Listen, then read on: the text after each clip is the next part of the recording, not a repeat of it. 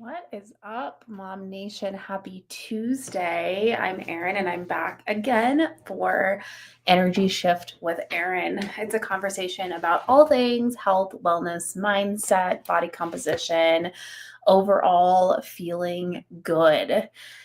Today, we're going to talk about the nutrients that you need to thrive. So, whether you're dealing with sleep issues, energy issues, body composition issues, um, skin issues, wanting to feel and look younger, wanting to feel and look closer to your age, whatever the case may be, we have a lot to battle with as ladies. And we are not, unfortunately, taught about proper nutrient intake. It's all often about restriction and fat loss or weight loss in general, which obviously, I have no problem with those who have weight loss goals.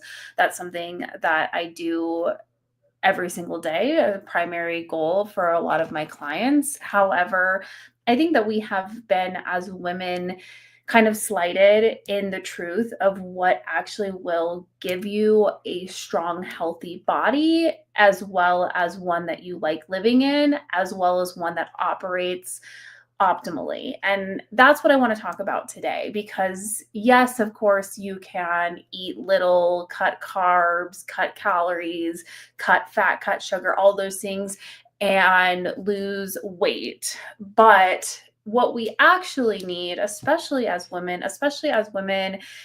in middle age, so 30s, 40s, 50s, and beyond, is nutrient support, gut support, liver support, and metabolic support. All of that is going to come from nutrient intake. Yes, some supplementation can and it should be used depending on what you might be low on. For example, most of us are low in magnesium and vitamin D3. They actually work together. So if one of them is low, it's ideal to supplement both of those things. And it also helps with circadian rhythm balance. So that will help with your sleep. So you take vitamin D3 in the morning, you need to take it with a fat source, so with food. And then you take a magnesium.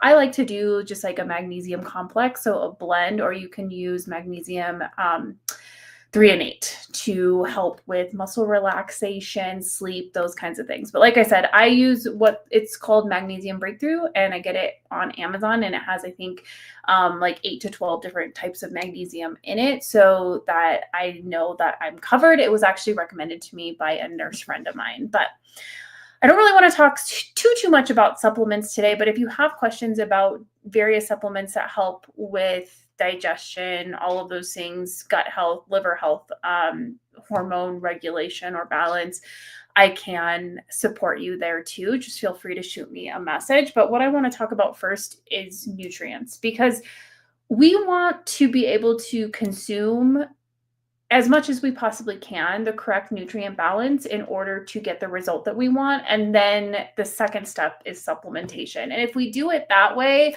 our bodies stay closer to homeostasis, which we want.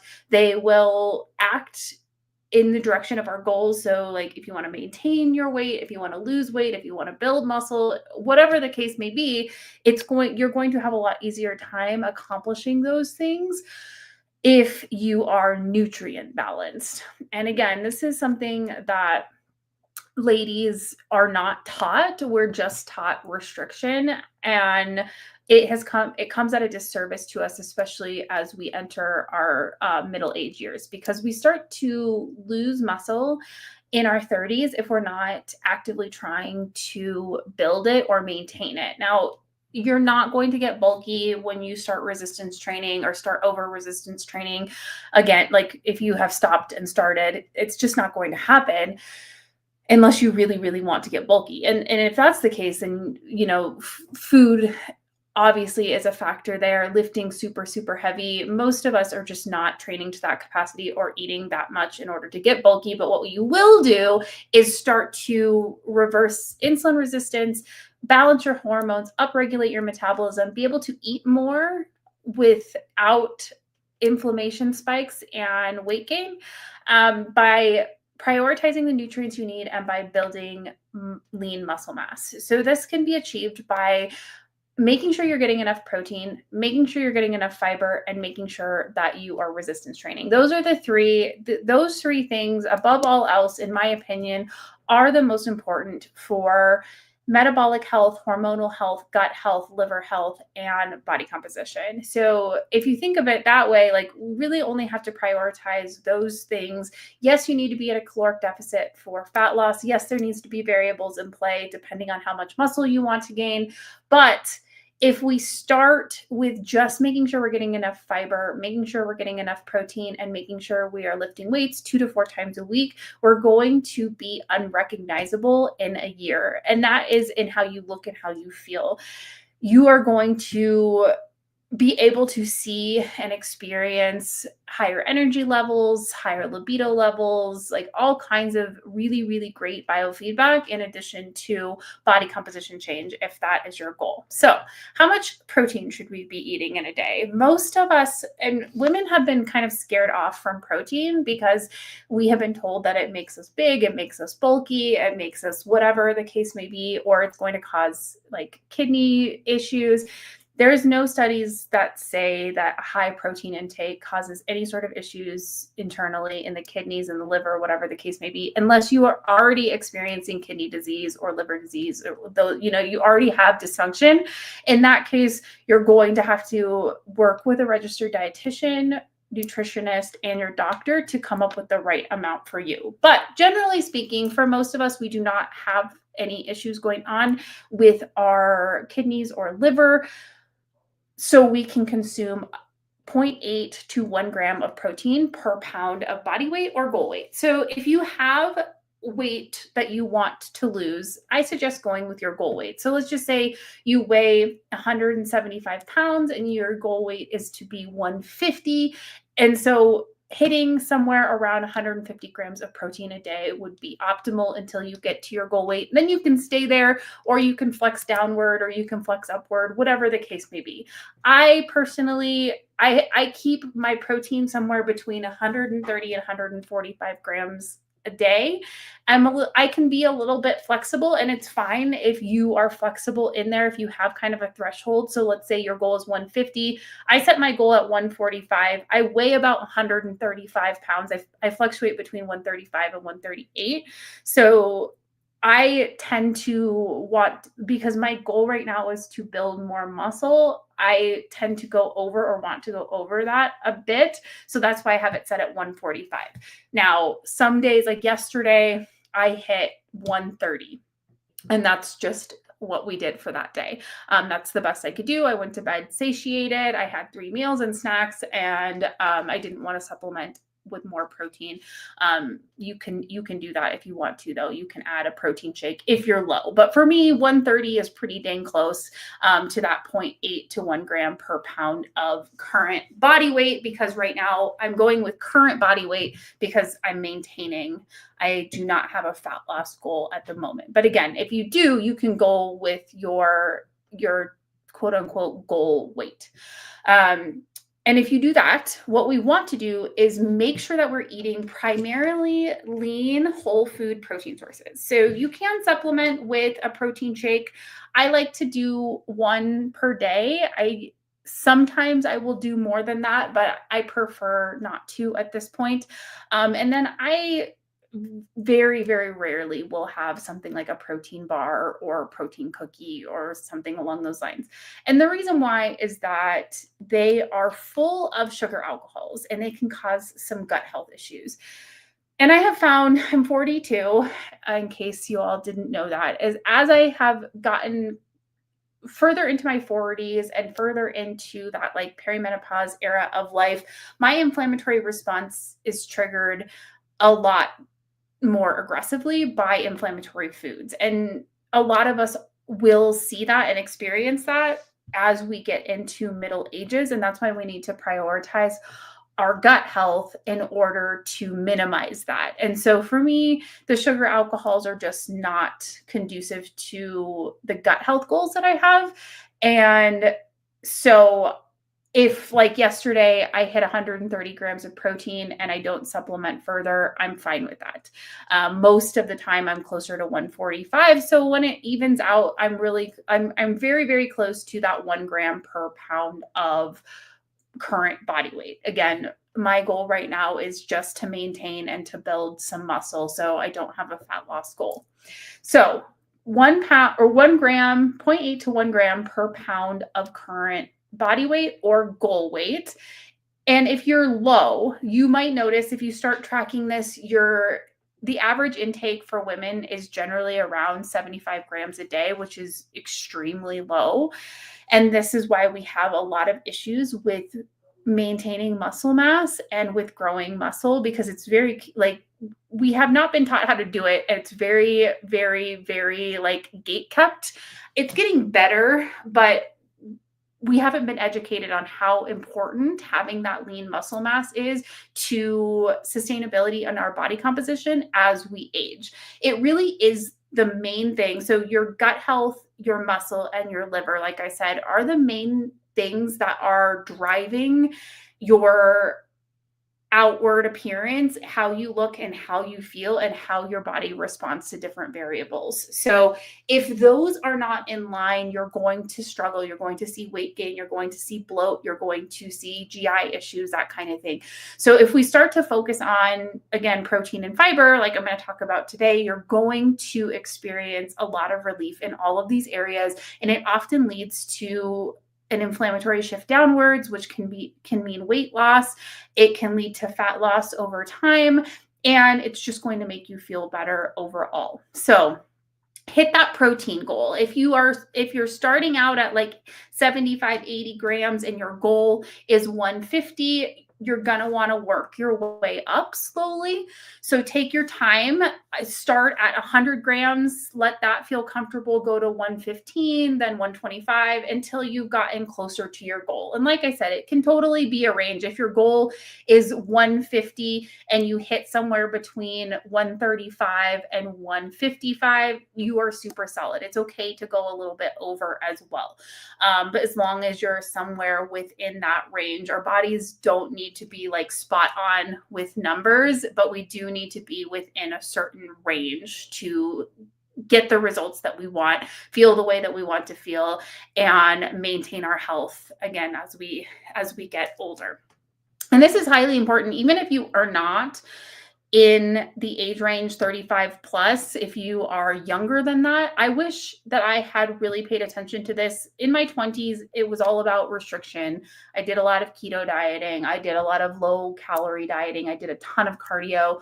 And I did myself a disservice. I had to turn all that back around in my 30s. So if you're listening to this and you are somebody who is in their 20s or early 30s, it's a great time for you to get started on this and mitigate a lot of the problems that a lot of women experience in their late 30s, 40s, and 50s, especially as we go through perimenopause, which can start as young as 35.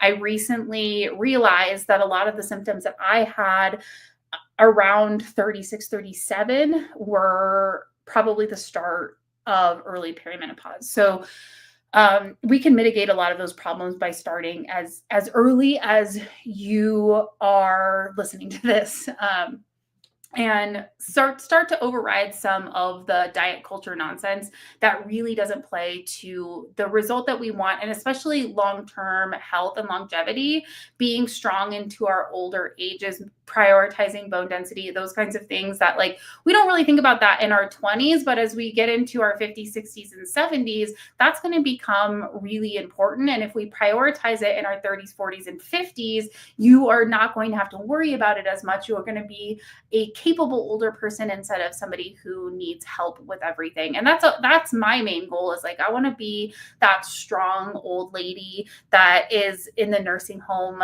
and I'm on Facebook lifting barbells still. So that's my goal for roughly like 80 to 85. So like 40 or so years from now, I plan to keep going.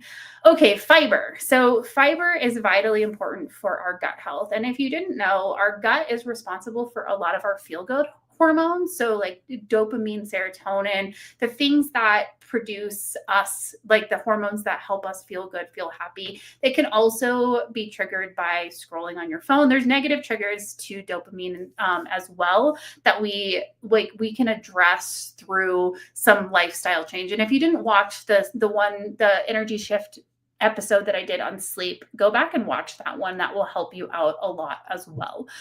But fiber. So we want to be getting somewhere between 25 and 30 grams of fiber a day optimally. Will help significantly with your nutrient balance. So making sure that you are getting all kinds of vitamins and minerals that a lot of us are lacking on. Being able to have various colors on your plate. This is something that we sleep on pretty significantly. Like, have a bunch of berries and fruit, have a bunch of different kinds of fruit, vegetables in the fridge, big salads, roasted vegetables. I do the air fryer. What did we do last night? Brussels sprouts in the air fryer, delicious. Nuts, grains, legumes. Beans are a great fiber source. That's something that we have implemented into our meal prep routine weekly. And you get 14 to 20 grams of fiber with like one serving of beans. So if you need a fiber list, I have one. Please just send me a message. I'd be happy to send that over to you. The reason why we want to protect our gut health is one, because again, it's going to trigger our feel-good hormones, which help us stay in the positive, feeling good, being able to get everything done that we need to get done throughout the day, including our meal prep, our workouts, all of that. But in addition to that, it triggers an anti-inflammatory response. So we're releasing waste correctly, like having bowel movements every day that are normal. That's highly, highly important.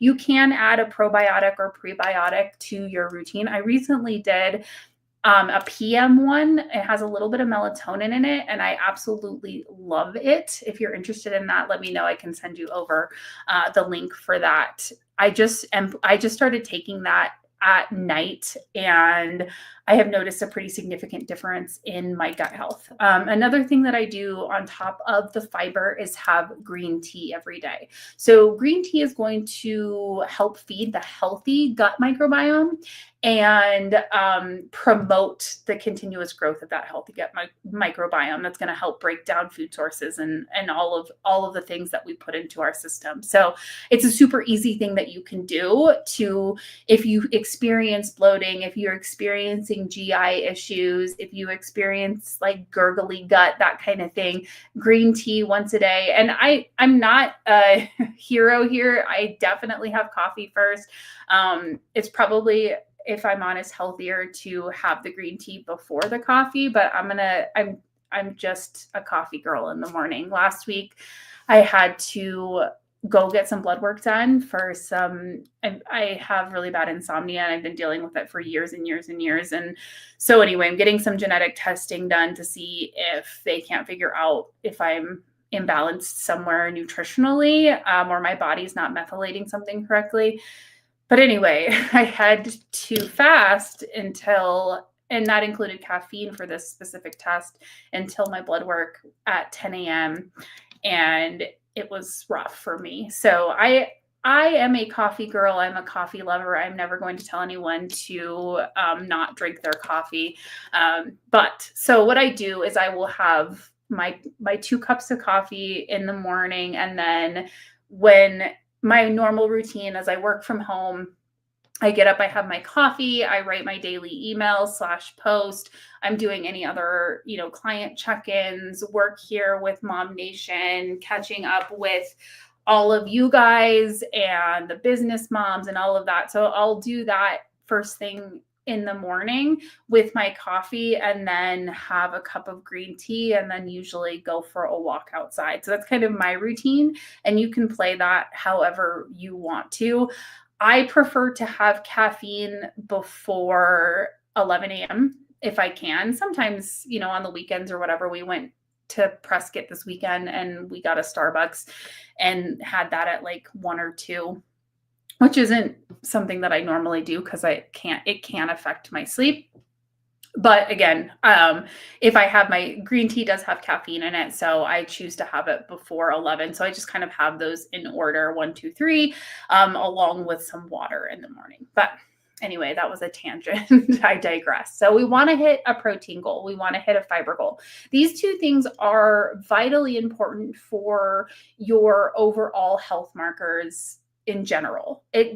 Regardless of any sort of body composition goal that you may have. Okay. So if you're not hitting those and you're experiencing sleep disruptions, you're experiencing gut health issues, you're experiencing some, food related sensitivities, you're low energy, you feel groggy, you feel brain foggy, a lot of this is going to help. It doesn't mean that you don't need further supplementation. It doesn't mean that you don't need pharmaceuticals at some point or HRT, wherever you are in life. I'm always an advocate for whatever is going to work best for you and your health. But these things are first and foremost. And then we want to make sure we have this down so then we can come to our medical professionals and be like, so I've been eating my protein, I've been eating my fiber, I've regulated my gut health, I'm sleeping better, but I'm still feeling this way, still having really bad brain fog, or I still am experiencing fat loss resistance, or whatever the case may be. This will allow you to have a little bit more autonomy when you go in to speak to your medical provider. And I always think that's really important because I'll give you an example. I have a client who worked with me and she has lost over 100 pounds in the course of 3 years' time. And she has reversed type 2 diabetes. She has less symptoms from her endometriosis and PCOS. She has a lot of really positive non-scale victories and really, really positive scale victories as well. But she's still experiencing some joint pain, even though she's 100 pounds down.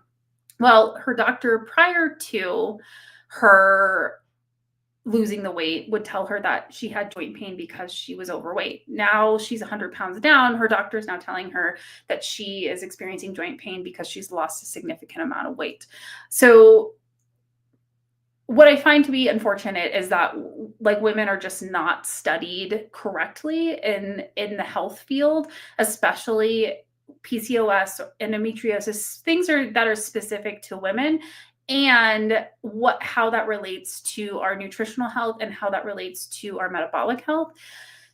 And it just is what it is. And so she reached out to me and we're working on some ways that we can reduce inflammation. It seems to happen for her right before her cycle starts and a few days into her cycle. So working on some anti-inflammatory supplementation like fish oil and medication like ibuprofen, as well as taking it a little bit easier around those days and then pushing harder when she is not in that, in the menstrual phase of her cycle.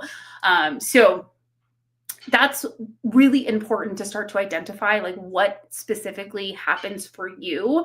And that's where understanding nutrient balance and being nourished is so vitally important so that we can start to address anything that our body is not producing naturally. So that's where my story comes in of having the blood work done.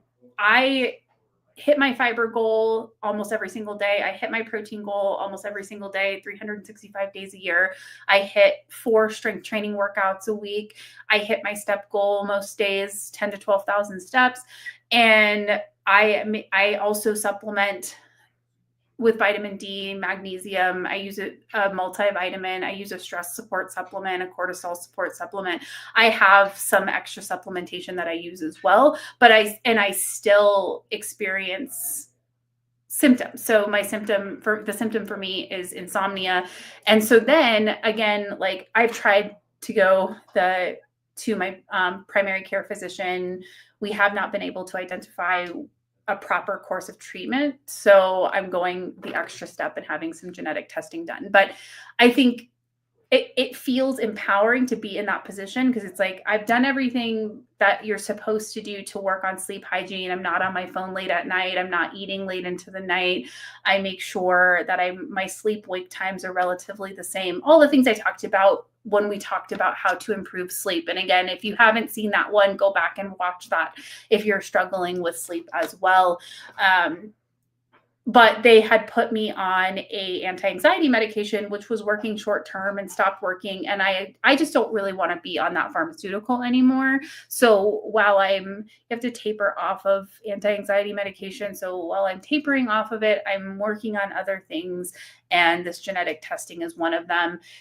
And the thing I like about all of this, again, and I think that this is what I want you guys to take from this, is finding the balance nutritionally, metabolically, and hormonally within your daily routine. So then when you're experiencing problems, you can take a more educated approach to your doctor.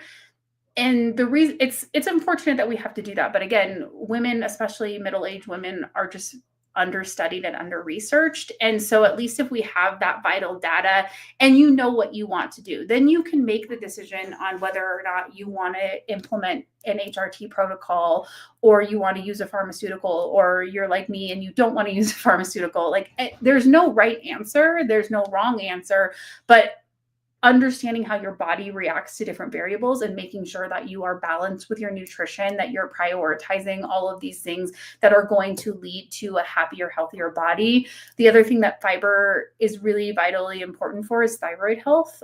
Carbohydrates in general is going to help our thyroid function optimally.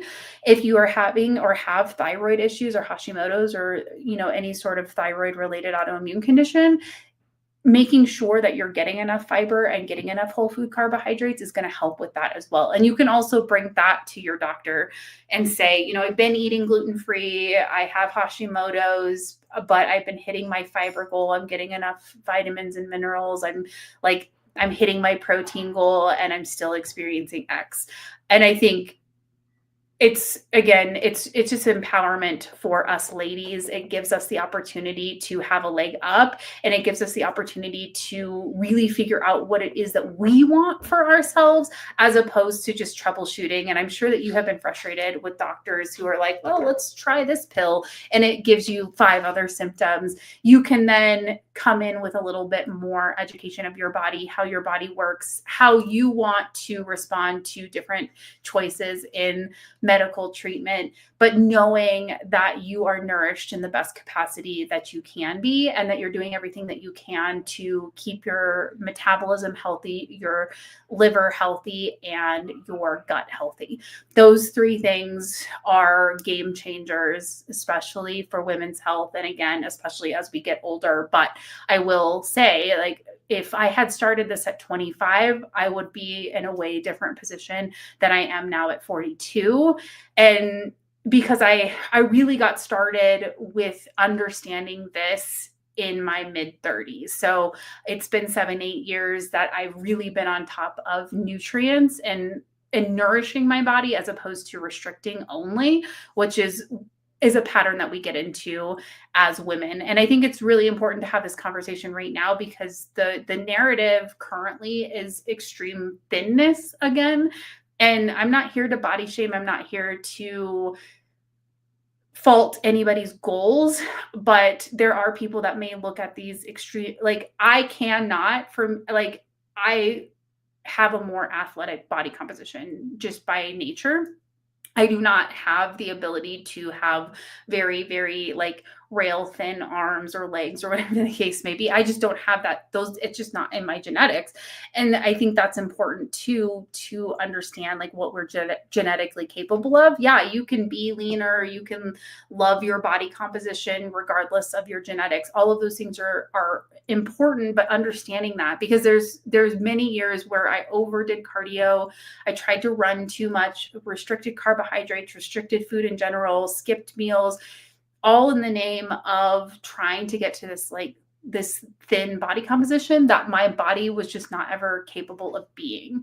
And once I realized that and reverse engineered the process, I not only lost inflammation, body fat. I started to build muscle and started to be really, really happy with what my body was actually capable of, which again is more muscular, a little bit more athletic. I have kind of like, my mom is literally like 4'9", so we come from a small people. I'm lucky to be 5'4", but I have kind of like stumpy arms and legs. And this is not a slight. I'm not talking shit about myself. I like how I look. I feel good most days. I feel healthy. That's just the truth. And we aren't taught that we have different genetics. We're just like, you need to look like this avatar human.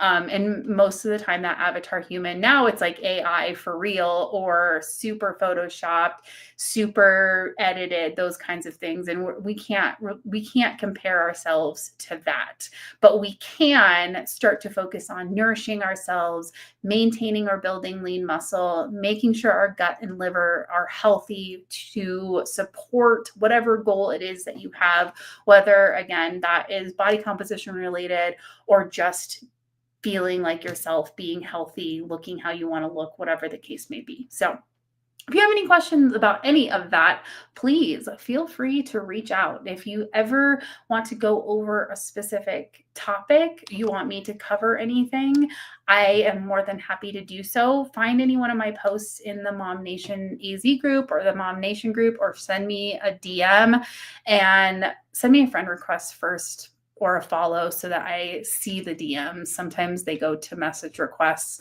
but I'm always happy to go over whatever it is that you guys want me to cover. And that can be anything mindset related when it comes to health and wellness. It can be fat loss, it can be muscle gain, it can be health improvement. I've helped people with PCOS, all kinds of autoimmune conditions, type 2 diabetes, all of that, and still lose weight, gain muscle, feel better, improve their health. So I can definitely speak on all of those topics, and I would be more than happy to help you as well. So let me know again if there's anything you want me to cover. I hope that this was helpful today. If you need a list of protein sources and fiber sources, I got them. Let me know. I would be happy to send them over to you, and I will see you guys back here next week. MOMnation, we're teaming up with the Parlay Kitchen Plus Cocktails for a special Dining to Donate event. All month long, we're supporting the Parlay Kitchen Plus Cocktails, an incredible local restaurant known for its handcrafted American cuisine, creative cocktails, and welcoming atmosphere. It's the perfect place for a date night, family dinner, or happy hour with friends. And our featured charity, Thrive AZ, is doing incredible work by providing hope and resources to keep families together and support youth aging out of foster care. Join us in showing love to these incredible organizations, because community support is what MOMnation is all about.